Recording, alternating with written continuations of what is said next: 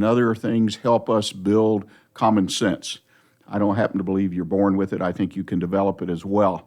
And if you have a good teacher, mentor, advisor throughout your career, throughout your life, these people, they can help you develop your common sense. And that's what we talk about, common sense business advice. I encourage you, go check out the website, the number one, bestconsult.com.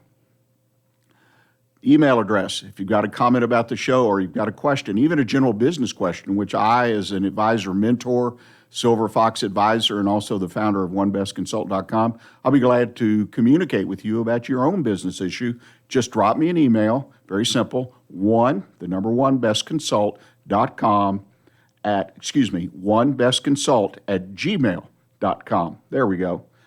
So at this point, it gets real easy for you as a listener, and if you're watching as well, you just need to sit back, grab your pad and pencil, and get ready to take notes as we talk about everything business right here on the Weekly Business Hour.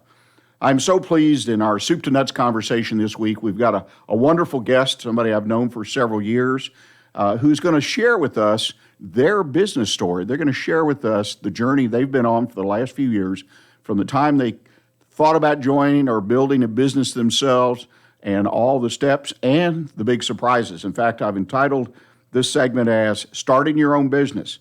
Get ready for surprises. So without further ado, Greg Zachry, the Oilerie, Woodlands, welcome to the show. Welcome. I thank you very much for the invitation today, and I appreciate the opportunity to spread the word. And if I can help anyone here in the business community, that's a great benefit of all. Well, I know you're very, very, very active as a consummate networker. You're out there talking, you're visible, you work real hard to connect with the community, and as a former business owner and someone who advises and mentors businesses, small businesses, I really appreciate folks like you that are willing to share your experiences, share your knowledge, and some of that common sense advice that I talked about earlier, right, Greg? Absolutely, absolutely. You know, I've had some great mentors in my business career, and I like to now, be part of that myself because, hey, that's how we all learn, Well, and we feed on each other's success. We really do. And that's not a negative thing. When you say feed on, you think, oh, boy, but we do. We help people bootstrap themselves up. That's what I'm doing full time now that I've sold my business. You're still very active in business. But anybody that's been to Greg's location, he and Joanne have a wonderful location for the Oilerie in the Woodlands area. We'll get a sense of a thriving business and how things really need to take place in running a business.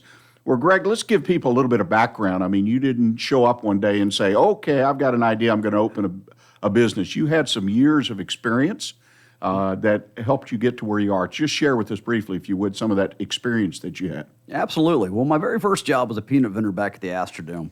And within a couple of years of doing that, I was promoted into management. And that was great to be able to, see what was expected of everybody and then build myself up into being that manager. And that was at age 16. And I took that same formula as I went into college, working for a company called Best Products, which was a category leader at that time. Worked part-time throughout college, and then as soon as I left college, was promoted into management. Worked for them for a couple of years, and then came back to Houston because, as Mac Davis said, Lubbock in your rearview mirror is probably the best view.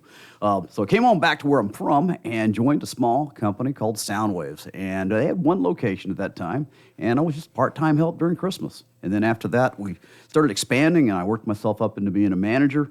Did basically the same formula that I spoke of before, whereas, knowing all the ins and outs, because you know exactly how to train somebody, because, hey, you've done it. And then became, as we got many, many stores, became their district manager and was there for right at 15 years.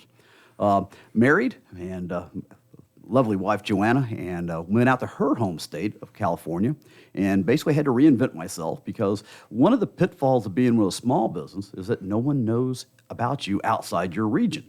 So the people out in California had no idea what Soundwaves was, even though locally, the number one record store company in the entire area. So reinvented myself, bounced around a few big boxes, which were just horrific experiences. There was one place I lasted 4 months, and it was just the worst case. I mean, I won't even shop there anymore. It was just such a bad experience. But I found myself in a small family-run company, run a lot like Soundwaves was, called Boot World. And it was San Diego steel toe leader, and they had 8 locations. I pretty much ran each and every one of them and was the assistant district manager there. And a lot of the experiences that I'd had through the big boxes and all that really paid off because I was able to become a buyer for those folks and work into, just like I say, the right-hand man for the district manager. And there's still some policy that I initiated back in those days that's still on, and that's the advantage of being in a small business, because what you do actually matters, and the people appreciate it. Whereas with the big boxes, you're just a small cog, if anything. Well, that's interesting. So in your background, you had a background in business, which I think is a real plus if you're going to start a business, right? Any kind of business. Plus, you had an opportunity because you worked in a couple of small businesses and businesses, particularly Soundwave, that grew to see about growing a business. You had a chance to be in purchasing. I mean, you based on me reading your biography, so to speak, you had a lot of exposure. Now, some people that start businesses don't get that wide of an exposure. They may work a corporate job, this and that. But I think that's important for people to do as much as they can to get as much exposure to the various elements, various things you have to know to run a general business. What's your thought on that? I mean, that background, did that really help you when you got to the point to be in business for yourself? Oh, absolutely. There were yearly shows that I went to at Soundwaves. The Consumer Electronics Show in Vegas every year, Action Sportswear that was in Long Beach for a long time, going out and representing our company and bringing in new products. And then just other sourcing locally, but also finding insurance quotes, finding, dealing with real estate folks as we're looking for our new locations and doing the traffic indicators and all the things that go along with that. Now, that company was never involved in any of the chambers and all like I'm doing right now, but in all that active networking, but all the foundation was basically set there just from the hands-on activity. We used to joke that Jeff was the owner, and what he dreamt about or thought about the night before, I was implementing the very next day. It was just like, boom, put those thoughts, put it in motion. Neither one of us had a degree, but we both had a lot of college, and we just had a lot of that common sense you speak of, and just put it to action, Put it to work. So it sounds like you really were built to be in business for yourself, so to speak. And your opportunity, let's kind of shift gears and talk about what you're doing. I mean, the Oilerie. It's a franchise situation. Talk about how you found this franchise briefly, if you would. I think it's kind of a neat story. Absolutely. Well, the ABC television program, Shark Tank. Kurt Campbell, our founder, was on the program back in October of 14. I watched it a few days afterwards because I always tape everything. I hate commercials. And as I was watching it, I started just thinking about this is a good opportunity. Because for years, my mother, mother's always your biggest cheerleaders, but she'd call me up and say, you need to start your own business. There's a UPS store down on 2920 or whatever it might be, but she was always bringing opportunities to me. But they just really weren't the right fit or maybe the right time in my life. This was. And it was the time where it's like, wow, it's a great time to quit working for the man and start working for myself. And I just loved his story, and I loved his passion that he had. There were a couple of the sharks that were pretty nasty to him, and he shook it off. And a couple of them were very complimentary of him. And so after that episode, let it sink for a while. Then I called some of his stores to see how they liked working with him. Got some pretty good ideas what was going on, and then sent my application in. Well, I found out there were 572 people nationwide and 58 in the state of Texas that applied. And I was the very last one that called because they went alphabetical, And when the franchise rep called me, first thing out of my mouth was I was really surprised he was calling. I figured I didn't make the cut. And that's when he told me they went alphabetical, so it was like being in homeroom again. But, that the opportunity was great, though, because after, I'd say 5 minutes into the conversation, he says, hey, I've got 30 minutes, but it sounds like we're going to need more time. 2 hours later, he says, well, I've got other companies I need to represent, but I know we're going to continue down this road. And every 2 weeks or so, we were talking and getting vetted, through that process of the interviews. About halfway through that, my wife knocked on the door and wanted to know what the heck was going on. And I was telling her. And about a week or two after that, she said, can I join you? And that was great, because here it is, my life partner. I mean, we've been married now. It'll be 25 years next week. Saying she wanted to join me in business. Now, she's not in retail, not at all, but her skill set is something that I don't have, the office environment. And it was great to be able to mesh that together. And I get to work with my best friend every day. It don't get any better than that. So that was really, really cool. So I was very pleased, the reason I signed up was just all the positive reactions I got from all the other people. They liked working with them. Well, one of the things people do, and we've talked about on the show a number of times over the years we've been on the air, franchise versus just opening up my own store, my own concept, whatever, and there are pluses and minuses. I typically recommend a franchise for someone would not say be your profile, because franchises can help you learn all these things that you learned by working, being out there on the street during your career, working for somebody. In your opinion, has being part of a franchise, generally speaking, has it paid off, or should you, looking back, possibly look for something you could start? Probably choice number two, based on just some of the things that have happened in these 3 years, because it's not the bed of roses that you would hope it to be. Yes, there are some great advantages, but there's also some pitfalls that happen because of certain limitations that are there. When I'm working in a family-run company, asking for forgiveness as opposed to for permission sometimes was very much appreciated, because we could initiate something that is still going on. And Boot World's a great example of that, a couple of things that, I just said, hey, this is going to work. You're not encouraged to do that in a franchise situation at all. Matter of fact, they'll come back and say, well, didn't you read this, that, and the other in your FDD? That's the franchise disclosure document. And it's like, yes, but believe me, through my experience, this is a better way. And you are often told that that's not your role, and that's okay. But looking back, probably I could have done that. But what really got me going was the fact that, hey, I had that instant recognition of being on Shark Tank. That was something that I thought would help, draw and build the business. And so, that's why I went ahead and joined a franchise. But yes, looking back, and if things happen, I could do it on my own going forward, no doubt about it. Yeah, well, that's an interesting view. Again, my point, not to belabor it, was you had the background, you had the experience that most folks don't, because they're working in a corporate environment or working for other people and don't get. You've just had a wide range of experience, and now you've had 3 years plus, I guess, right at 3 years of experience. Yeah. And we're going to get into that, but first we're going to take a break, ladies and gentlemen, our first break of the day. And when we come back, we're going to continue the conversation with Greg, but we're going to move on to, okay, now we've got the franchise. What do we do with it? So please stay with us. We'll be right back. For business ideas and news you can use, join us on the Weekly Business Hour every Monday at 11 a.m. on Lone Star Community Radio.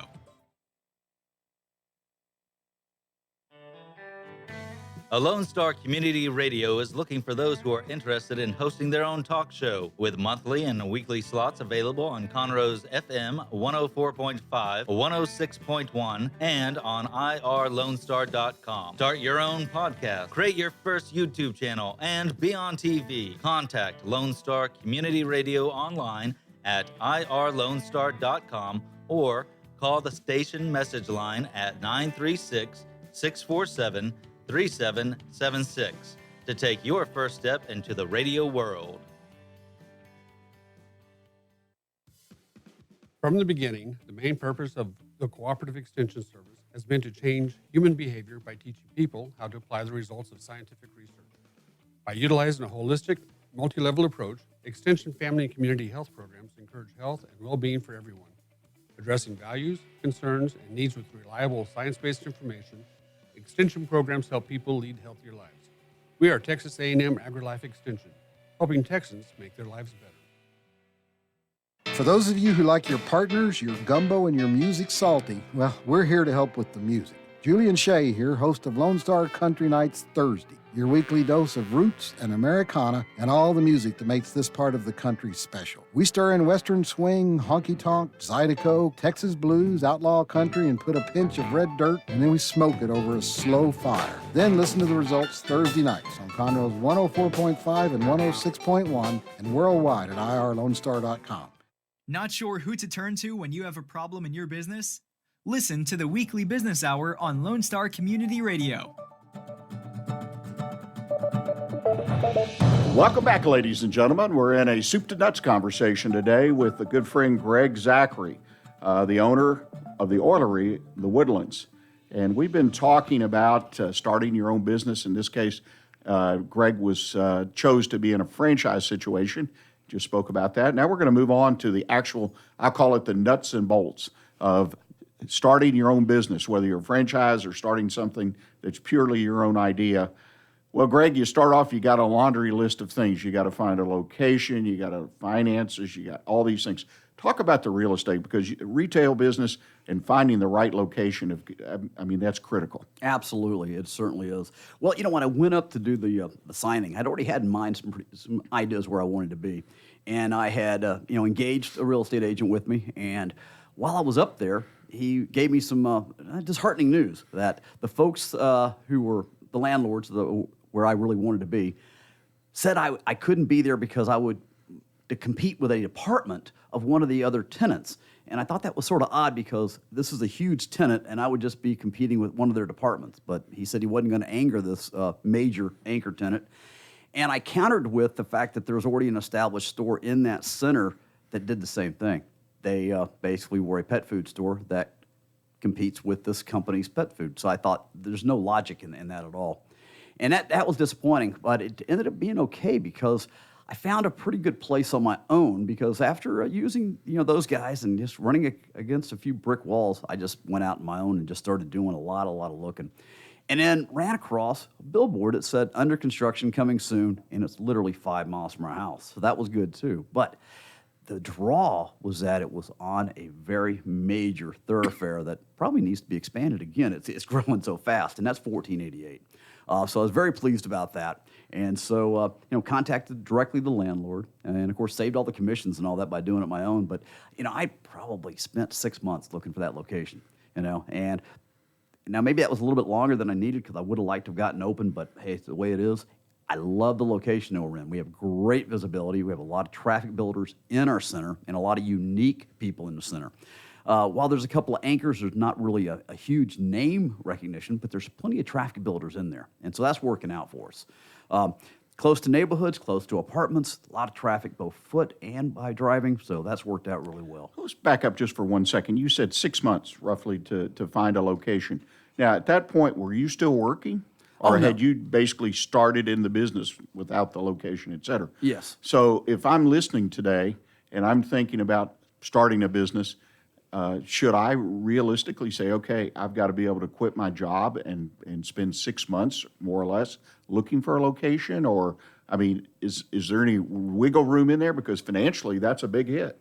It definitely was. My situation, though, was a little bit unique because part of that time was spent dealing with my mother's estate. She passed away like 6 weeks after I was granted the franchise.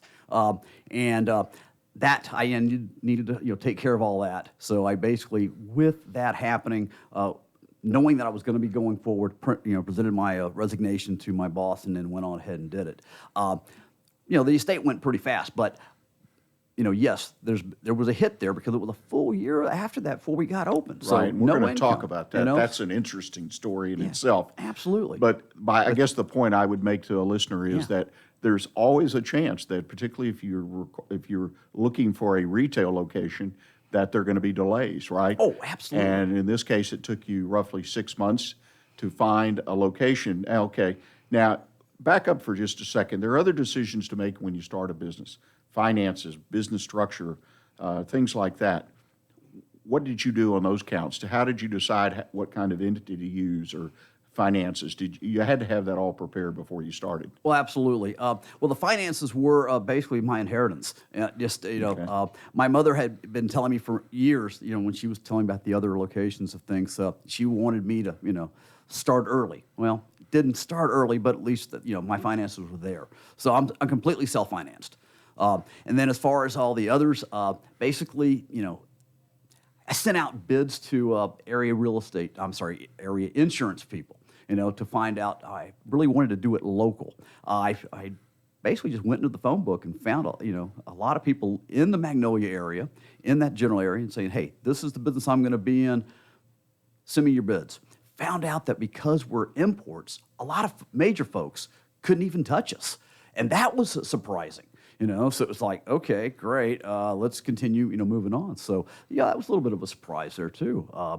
And then a year after we've been open, because we're established now, those companies that couldn't handle us are now wanting our business because they can. They're allowed to, or that's the story I'm getting. Well, that you make two great points. The nuances of insurance, business insurance, location and liability and whatnot.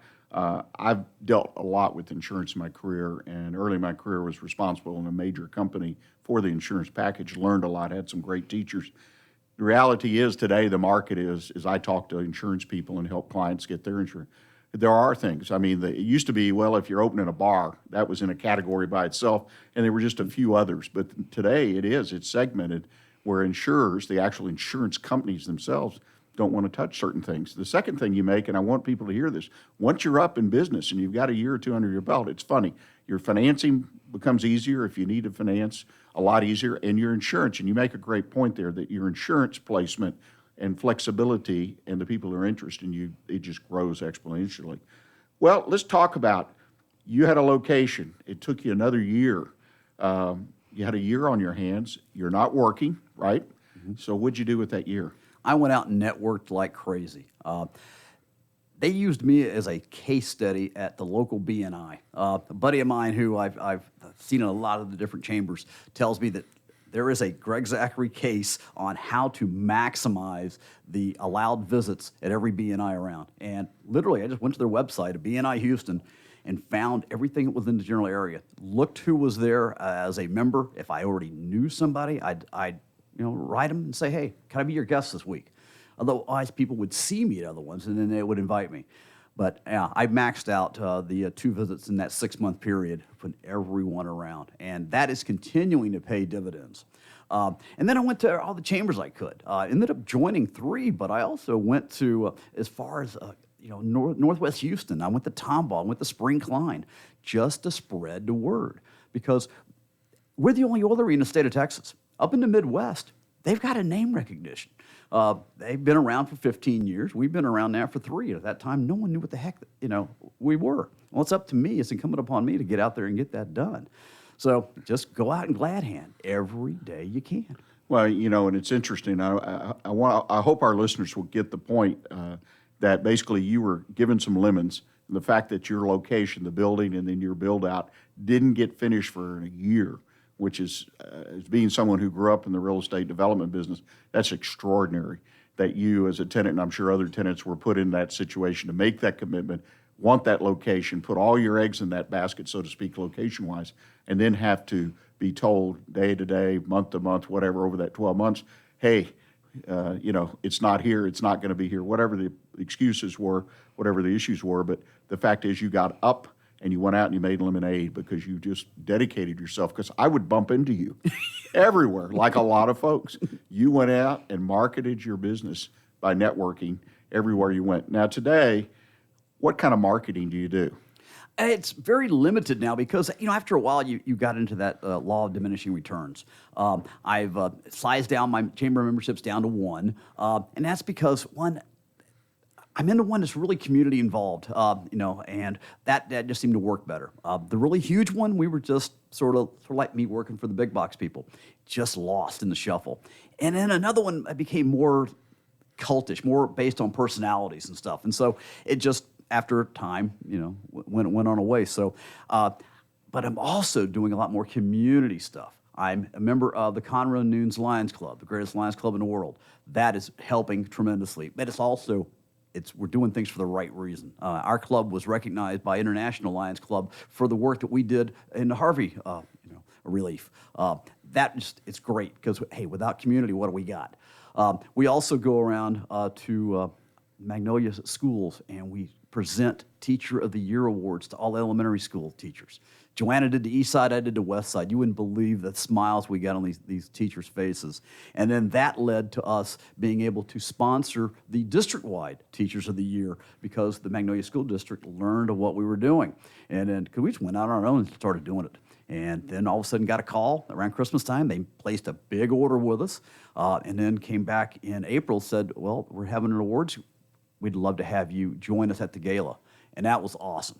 So we're helping the community out, and that's really what I'm trying to do the most now because, as I mentioned, without the community, what have we got? Yeah, well, there's no doubt that you have become an important part of that community by all the great work you guys do, and you're out there making it happen. Well, we've got a couple of minutes left here. Anything else that people could learn from the delayed store opening? I mean, again, that was out of left field, so to speak, but it happens. And particularly when you start, there's going to be things that pop up you just don't expect. This was a very major one, obviously, because without a location, you didn't have a business. Anything else that happened to you during that period of time that people could, learn from your experience? Well, it allowed you to, basically just continue your commitment. We were, I'd say we may have wasted a few dollars on advertising because some of our contracts came early because we had that anticipation, but you just got to roll with the punches. And a great example of that was, we had rain delays and all these kind of things in the construction, but then the building's ready, and we're getting the fire department out there to give us our permits. And some folks at another location there did some southern engineering, and they tapped into the system for the entire building, and that shorted out the fact or the communications to the district. Our alarm went off, but it didn't tell anybody. So, hey, we got a fire, no one would be responding. So they had to get that fixed because of that board being fried. And so we had to delay our opening and reschedule some things, and we ended up opening on our 22nd wedding anniversary. It was just like it was meant to be. We had 3 different openings when we were going to be, and boom, there it was. So this year we're going to be celebrating 3 years in the business and 25 years of marriage. You know, and sometimes it's just meant to be, and that was just perfect. Yeah. So It's a wonderful deal. Plus, it helps us who might forget an anniversary date. You're never going to forget that one, are you? absolutely not. That's a wonderful story. Well, Greg, I deeply appreciate you taking time to join us today. This is part 1, ladies and gentlemen.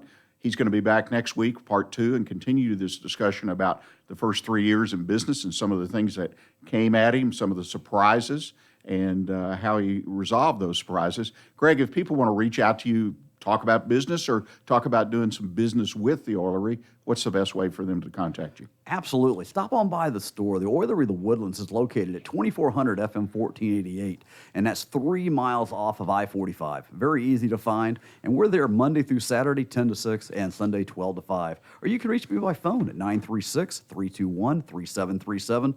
And yes, I'd love to mentor some folks, give them some ideas on what's going on, and of course, we'd love to, have your business and see what kind of relationships we can develop on that.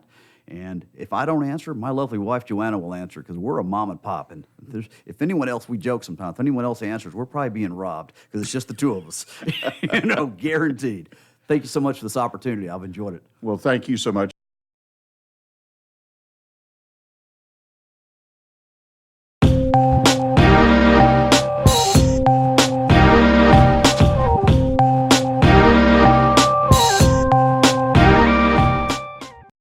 Well, Greg, when we were last visiting, we talked about a lot of things, getting established with a franchise, in this case the Oilerie, and getting a location in the Woodlands area off 1488, and covered a lot of, I think, great nuts and bolts, soup to nuts type issues that every business goes through when they open up.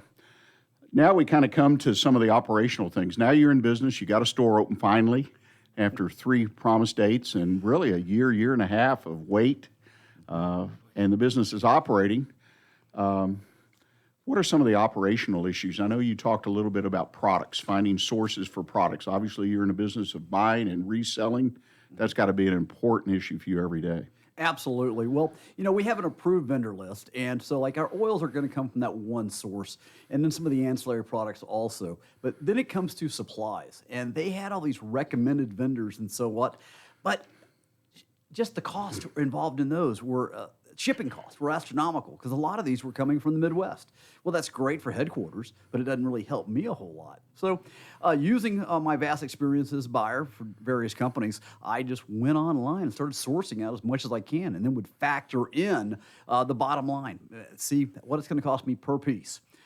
I've been able to reduce cost on a number of items. And this could be as mundane as the jars we use for our spices, to the shrink wrap for our gift baskets, just all sorts of different things like that where I could narrow it down. And every spring we do this.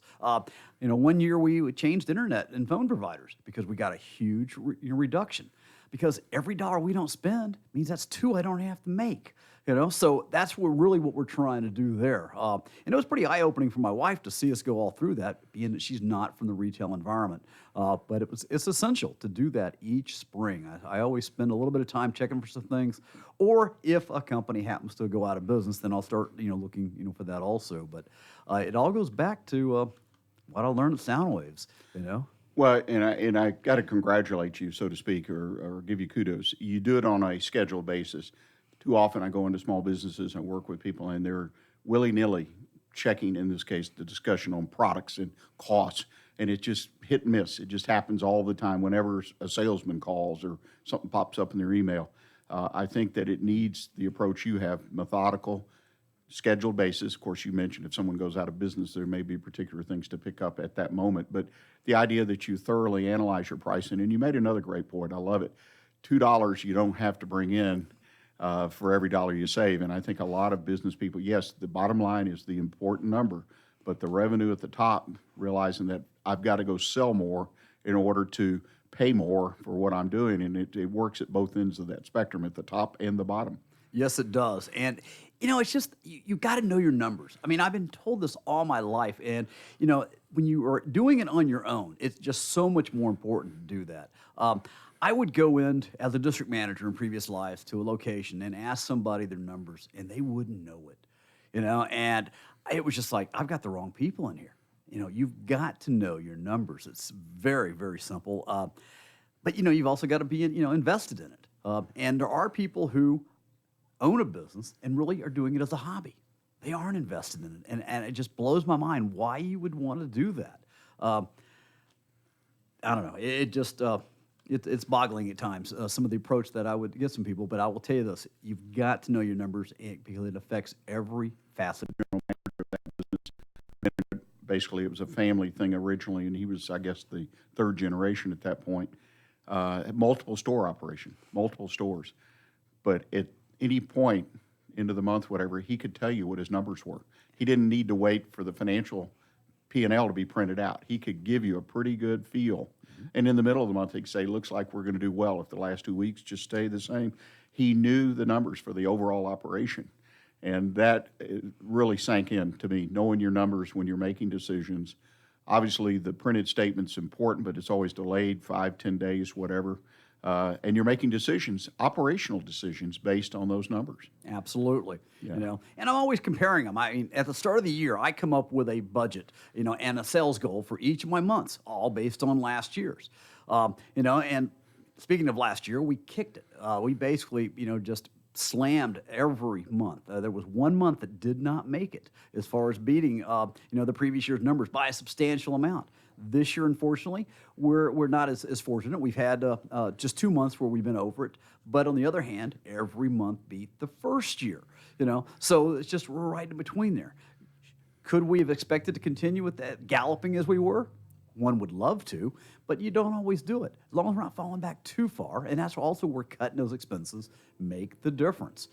Keeps the doors open. Makes a lot of sense. I want to talk, if we can, for a moment. You and your business, you and Joanna received, I think, some wonderful recognition. And I think that's important to every business to receive outside recognition. In this case, your business, you and Joanna, were selected in 2017 Small Business of the Year by the local Chamber of Commerce. And this is a chamber, for those listening that are not familiar with the area, the Woodlands Chamber, I believe, is the second largest chamber in the greater Houston area. So this is a big organization, and this had to be quite an honor. How did that impact your business and your approach, you and Joanna, your state of mind and things like that? Well, as far as state of mind and approach, it definitely solidified and validated what we were doing, no doubt about it. And yeah, you get some good chest thumping, out of it. But to be recognized, and because you always wonder, am I doing the right thing? That kind of validation was really, really important.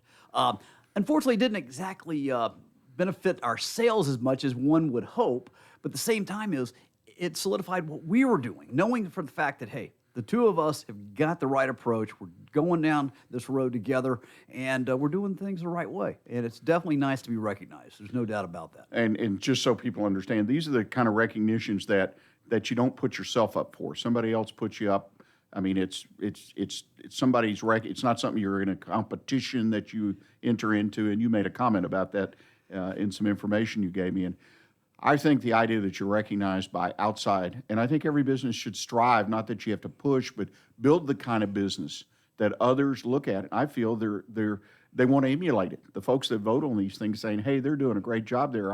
I would like to have my business like that business. So it's a great, as you said, validation, but it also, it's other businesses in the community want to be like your business. And I think every business should strive, indirectly, if you will, to be in that posture. One of the other things you did is you talk about special events and drawing attention to your business. You had our local congressman, Kevin Brady, who previously was the chairman of the Budget Committee, Ways and Means Committee in Congress, so he's well known throughout the country as well as locally. Tell us about that visit and how that came about and how others might achieve some, because that obviously brought a lot of recognition to your business. Absolutely. It was outstanding. And one thing I really appreciate about Congressman Brady is that he is approachable. He's always in the community. Joanna and I had met him at the polls a previous year, voting in the runoff that he was no longer even involved in. He'd already won the primary, but he came back from the Hill to vote for it. And we spoke to him for a while, and I talked about how important it was to see him out here, and he loved it.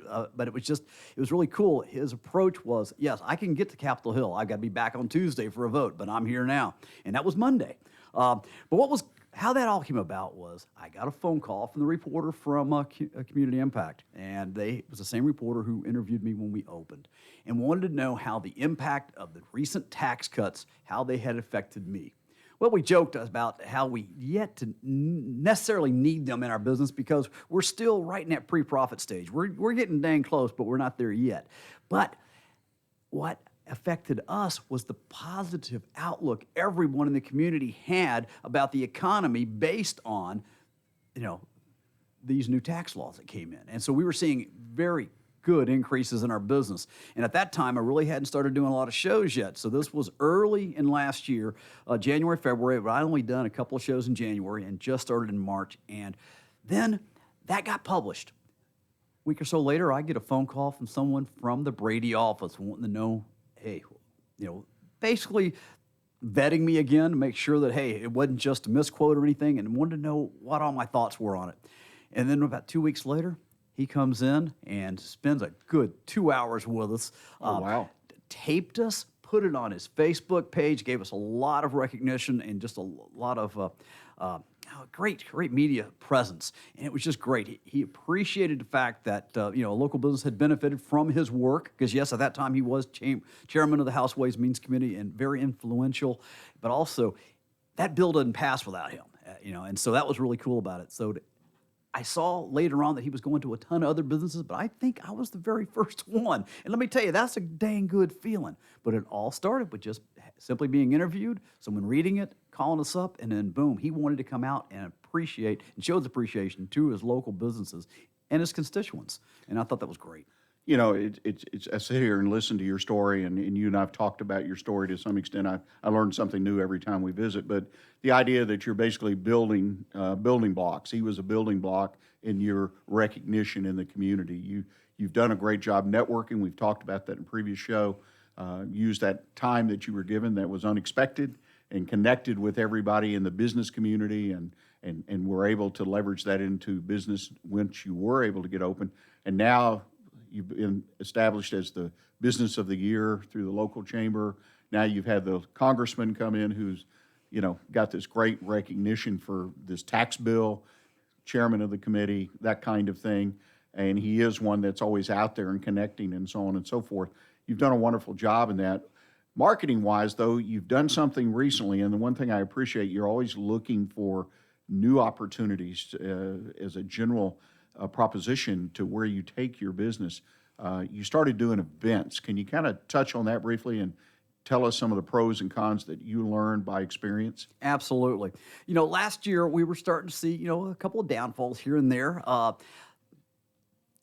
Got to go out and answer the challenge. You've got to get the word out. We're the only oilery in the state of Texas. Our headquarters up in the Midwest, and there's a lot of name recognition. We don't have that here. Well, how do you combat that? You get out in the areas. And what we do is I go as basically as far as I can, as long as I can come home at night. I will not spend the night on the road. That's something I promised Joanna I will not be doing. So I go out like this past weekend. I had a morning event at Belleville on Saturday. Then I went in the evening and went to Pearland. Those are a good long way from the house. But let me tell you, there's people who've never heard about us that now are prospectively going to be our customer coming up.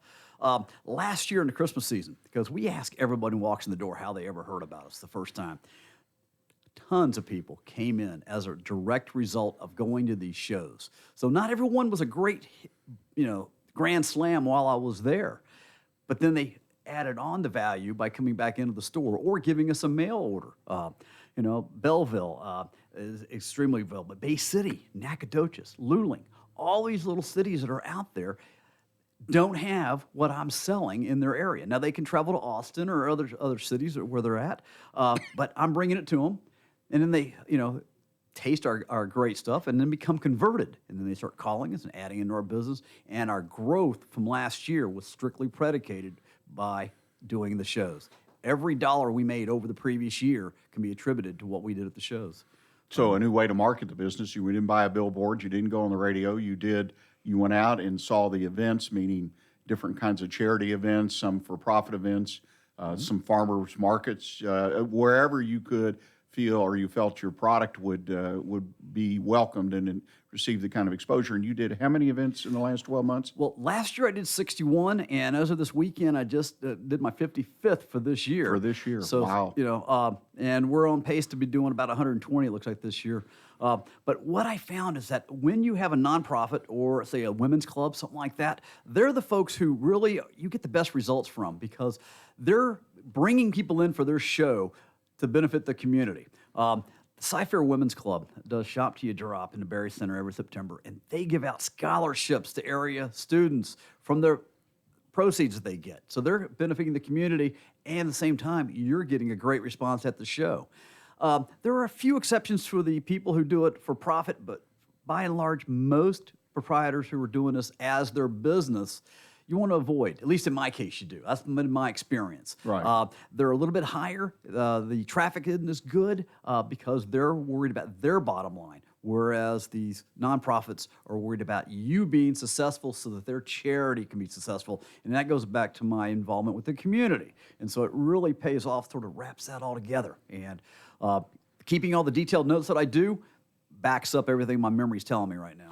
You said one important thing, and I kind of went past it, and you've just repeated it indirectly now, is that when you do a marketing effort, again, this year events, I think in previous years you worked corporate gift baskets and saw that business go way up, and then it sort of started tailing off for various reasons.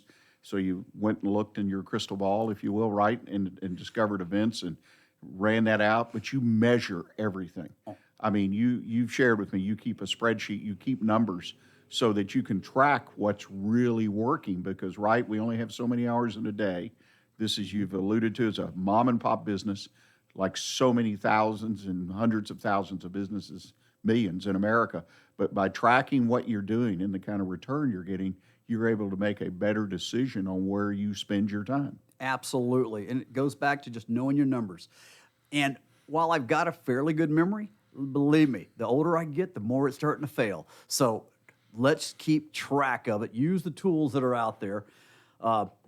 Keeping spreadsheets not that hard. It's just a matter of keeping up with it, and the decisions made for you from the formulas that are in there. So it's there. Well, I got to ask you the question now that we've kind of covered the waterfront in your business with marketing. Do you prepare any kind of marketing plan? Say, sit down like you do in the spring with your products. Do you sit down once a year, say, or maybe several times, but write down a plan that you, in this case, Joanne, your partner, can share and talk about the pros and cons? Or is this something you sort of pick an area like events and you just go after it? A little bit of both. But first 2 years we had detailed, and I mean very detailed advertising programs that were sent up to corporate. And he had to approve each and every use of the logo, which is very common in a franchise. But we also found that a lot of the avenues, the traditional avenues that he required us to use, weren't producing the results we needed. We joke about standing on a street corner with dollar bills and getting better results. We have honed that down to one very, very successful digital billboard that I'm very, very pleased with, and it's locally owned, which is another thing I really like to do. Very pleased with that, but pretty much other than that, I've stopped on the advertising, and I put my budget into these events. But yes, Joanna and I pretty much on Sunday nights, we'll have a recap for the entire week. As we're sitting down having dinner, we're talking about, well, good and bad and ugly. And then, of course, just every night because, hey, we come home and we talk about the day, and a lot of those results come up. We talk about repeat customers and how they found us and things like that. But on Sunday nights, it's discussed at length because we have the week ending, we've got our results, and we talk about the good and the bad and sometimes the ugly. You know? One of my favorite phrases, the good, bad, and ugly. Well, before we kind of look at the future and what you're seeing down the road in your industry, because I think you've got some things that are in common directly or indirectly with a lot of business. One last question, and you mentioned you and your wife, your partner, Joanna, have a quote-unquote business meeting typically on Sunday night over dinner. How has it been? I mean, so many couples go into business and it just doesn't work because the personal life and the family life and the business life, they kind of, even though their skill sets may be complementary, it doesn't work. What does it take to make that partnership work in the business? Working with your best friend every day. I've known Joanna for 21 years before we got married. And then we're coming up on our 25th wedding anniversary next So you week. got a 46-year relationship. Absolutely. And, 3 years in the business, 25 years being married, hey, it don't get any better. You know, so that's the cool thing. Yeah, well, I the strength in the partnership, and I've been in some, and I definitely mentor people that are in various types of business partnerships, family businesses. The secret is the people and their willingness. And I grew up in a family business, multiple families. I learned the good, the bad, and ugly. So it's a neat thing. I always encourage people if they're thinking about a family business. It's a neat thing if you can get the dynamics down and make it work. It's a step above just being successful in business, to be successful with someone in your family. Absolutely, yes. You hit the head on the nutshell there, and thanks for giving me a little breather there. Yes, you're absolutely right. You're absolutely right. It's just been wonderful, and if someone has the opportunity, I would say go for it. Yep, you got to make it work. Well, let's take the last 4 or 5 minutes, whatever we have, talk about the future challenges in your business. You've already, the first one that came to my mind, you've already touched on. You had a great year, call it 2017, 2008. I mean, you just double-digit growth month over month, and then all of a sudden, you got to match or beat those numbers in the following year. Where do you go from there? I mean, are you trying to get back on track to have double-digit increases in 2019 and forward? Absolutely, because one of these years we want to hire somebody. We'd love to have someone else come in there and give us a break now and again.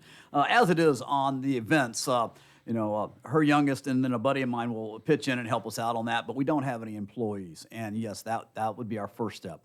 To do that, we have to continue, adding to our sales. Also, though, we've got some challenges with some product availability. Our ancillary products have drastically changed of late for reasons that have not completely been above board. We have lost a lot of our ancillary products that were through our franchisor. He's given us some reasons, and those reasons have not proven to be true, but we had to accept it because we can't get them. And we're having to bring in a whole new line, and after you've spent these almost 3 years developing people looking for these products, I hate disappointing people. And when they drive to your store and get out of the car and come in with something in mind, and you have to tell them it's no longer available, there's not a lot of things worse than that. I mean, yes, you can overcome objections and turn them on to something else, but these people's purpose for coming to your store that day isn't there.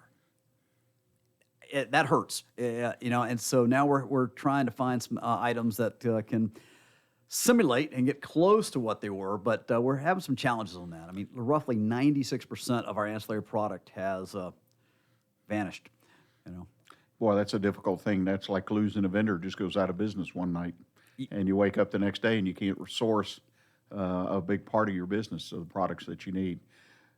Corporate sales, that was something you tried a couple of years ago. Some success, I suggest, because I saw that working. I knew people who bought your baskets to make gifts and so on and so forth. But you mentioned in the information you provided me that those sales grew exponentially, but then the following year they sort of fell off. What was some of the reasoning? Why do you feel, and you keep numbers and data, what did it tell you about why they fell off? Well, what I'm seeing now, especially like one of the dealerships that I'm working with, their sales are down, and so then that makes their purchase from me down. Talking about automobiles. Yes, Yes. yes, absolutely. And I'm looking at last year, and some of these are one half of what they ordered before, which means they're selling less and less of the items too. So that's where, say, a year after the tax cuts, I don't know if it's a slap in people's face or a wake-up call or what it is, but people's confidence in the economy now isn't as strong as it was last year, right after the initial surge of that. So some big ticket items aren't being bought. So that's my that's part of it. The other part is realtors. Another very large customer base has dropped off a bit, and part of that is that some folks have tell me that they have had to contribute a lot to help them make the purchase, things like that. So that takes away the excess funds they had that they were using. So now I'm going to go down tomorrow into Houston, and I'm going to check out. I'm just going to do a cold call tomorrow, but I'm going down to the Vespa dealership, Italian Cycles, and I'm just going to see what the heck we can do, if we can possibly work with these guys, because it's a great tie-in.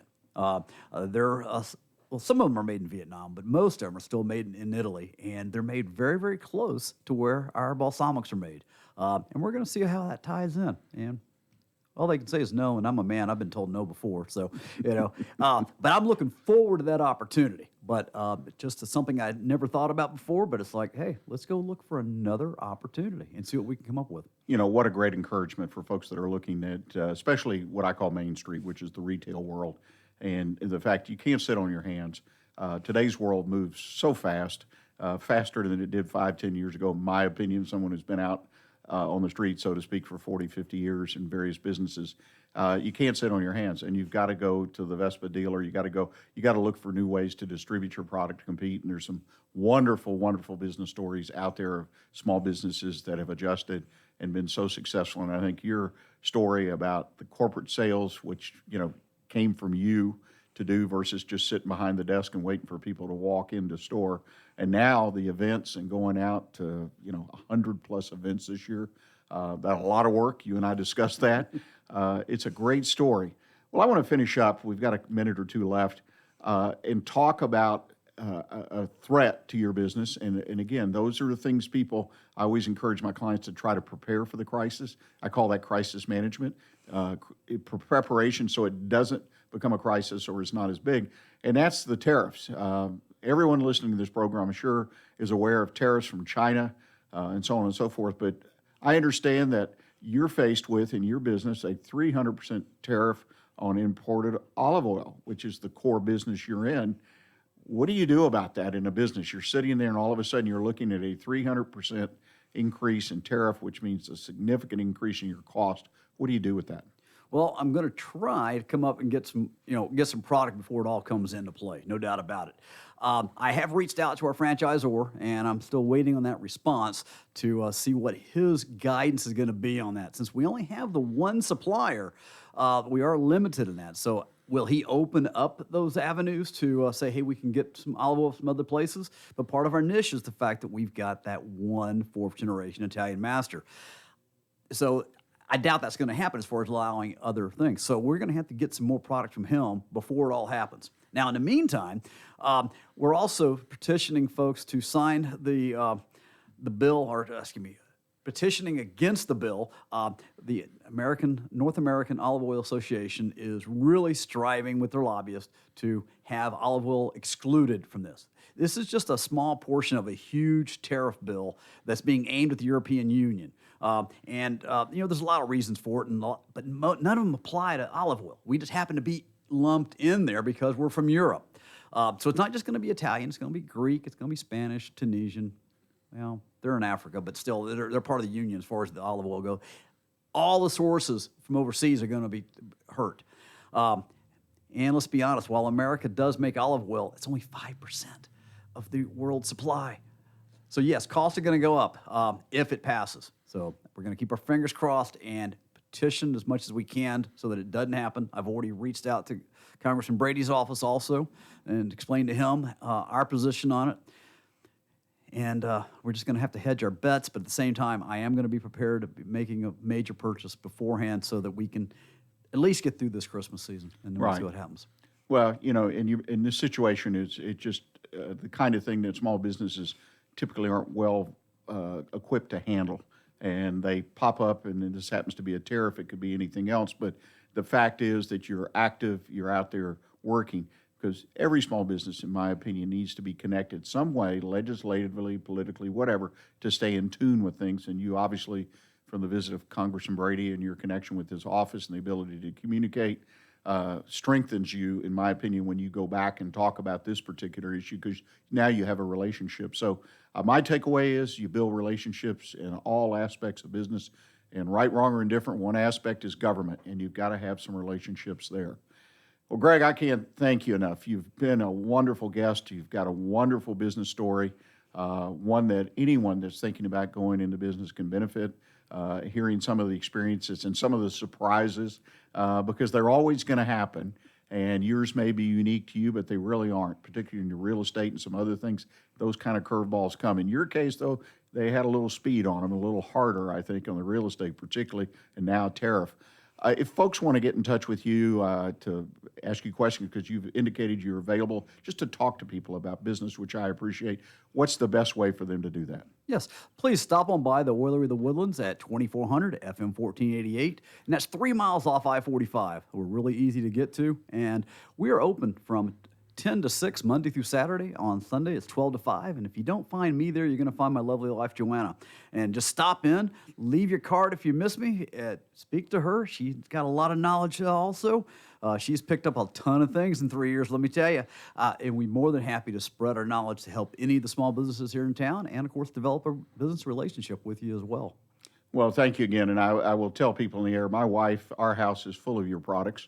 And it's because they're quality, wonderful products. My wife is quite the cook, takes a lot of interest in her cooking, and she identified early on. I introduced you to her to the store, but now it's a regular part of her routine and part of the food products that she uses in preparing our family meals. Well, ladies and gentlemen, that brings us to the end of this conversation, soup to nuts conversation. Starting a business, get ready for big surprises.